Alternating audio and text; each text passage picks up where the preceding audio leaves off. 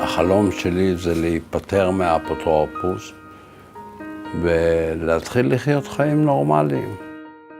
ההורים שלי האפוטרופוסים שלי של הרכוש, והייתי רוצה להיות יותר עצמאי. אם אתה מקשיב באמת לאנשים עם מוגבלות, אבל באמת, לעומק, אתה שומע את הכאב שלהם, של אלה שיש להם אפוטרופוס, על כך שנגזלה מהם הזכות להחליט. אנשים עם מוגבלות רגילים שאת הכל קובעים עבורם מרגע שהם נולדים ועד עולם. מישהו אחר מחליט עבורם מי יהיו החברים שלהם, איפה הם ילמדו, מה הם יעשו, לאיזה חוגים הם ילכו, ונמחק האדם עצמו. אנחנו בבזכות כבר שנים מבקרים את מוסד האפוטרופסות, שהוא שולל חירות, שהוא מנמיך את האדם, שהוא פותח פתח לניצול, אבל פעם אחר פעם שואלים אותנו, אז מה האלטרנטיבה? איזו עוד אפשרות יש לנו? סעיף 12 לאמנת האו"ם בדבר זכויות אנשים עם מוגבלות ממקד לתוכו את כל הרעיון שאנשים עם מוגבלות זכאים להחליט את ההחלטות על החיים שלהם. פיתחנו את המודל ואת הפיילוט, שבסופו של דבר אנחנו מאמינים שצריך להינתן לכל אדם כשירות ציבורי. למעשה לקחת את סעיף 12 ולתרגם אותו למציאות. ולא ידעתי מה זה הפרויקט הזה בהתחלה. התחושה הייתה שזה הולך להיות משהו שהולך לשנות את החברה. ברגע ששמעתי על הפיילוט, אני קפצתי על ההזדמנות. החלטתי לקחת יותר אחריות על הכסף. אני בחרתי לגור עם דן, כאילו עם דן חבר שלי. אמרתי לנטלי, אני רוצה לעבור דירה. הייתי רוצה דירה לבד. המפגשים שלי עם שחר התחילו בצורה מאוד פשוטה, אנושית, מפגש בין שני אנשים. ברוך ואני היינו נפגשים פעם בשבוע, והיינו בעיקר משוחחים על דברים שמעסיקים אותו ומטרידים אותו. ברוך היה מקבל את ההחלטה על פי הבנתו את היתרונות והחסרונות של כל אפשרות, ועם זה היינו ממשיכים הלאה.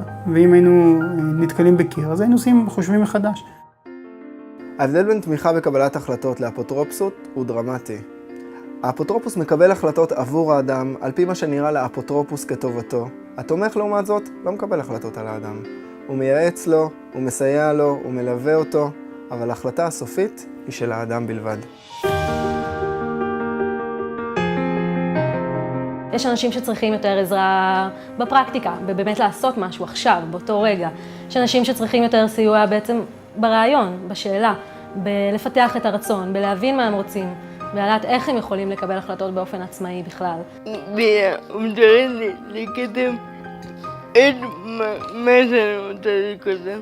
סיביה נפגשה איתה ושאלה את עדי, מה את רוצה לקדם? ונתנה לה כיוונים. לא קובעת עליי. היא פרטה את זה לתת משימות, שזה הפך להיות משהו שעדי יכולה לעשות לבד. והתרגשה שעדי תעשה לבד, זאת אומרת, היא לא עשתה בשבילה. וזה דבר שעד היום לא היה לעדי, עד היום אנשים עשו בשבילה. לא יחדתי מה שאני רוצה.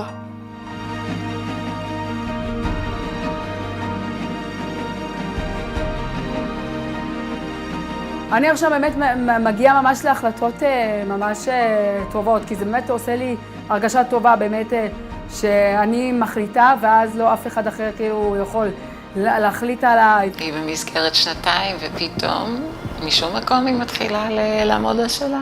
עברתי שינוי גדול.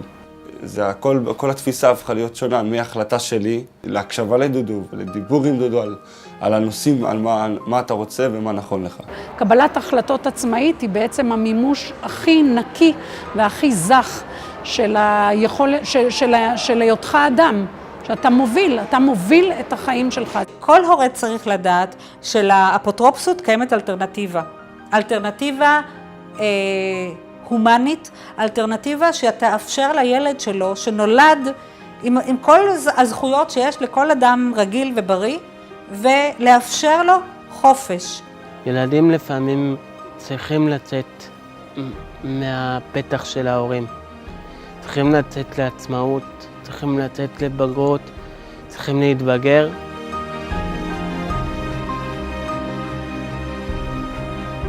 שבעלי צרכים מיוחדים לא יהיה להם סגור, שיהיה להם פתוח.